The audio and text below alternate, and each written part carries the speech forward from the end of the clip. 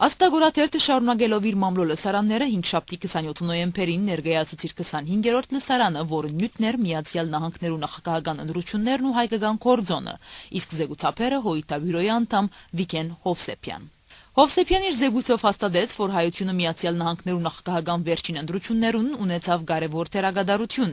եւ այս ընտրություններուն հայերը արձանագրեցին նկատառելի վերելք եւ Հայությունը դարձավ քաղաքական գշիր ունեցող ուժ։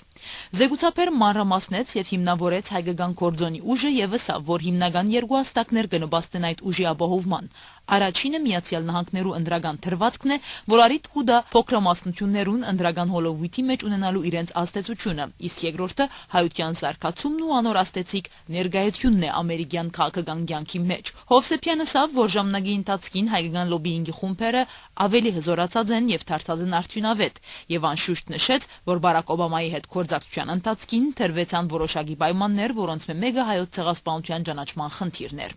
Զեկուցապերը ավելի երկար պատասխանելով ներկաներու հարցումներուն խոսեցավ նաև թրքական լոբիինգի մասին եւ իր զեկուցումը եզրափակելով ասավ, որ առաջին անգամ լալով ամերիկյան նախագահական տեխնոձումը հայությունը զետեղեց քաղաքական կորձոնի թիրքին վրա եւ ուղագի երբով անդրադարձավ Լեռնային Ղարաբաղի գծով հայության ինքնորոշման հարցին։ Լորիկ Սաբունջյան, Մարգար Թումայան, Երգիրն այսօր, Բեյրութ։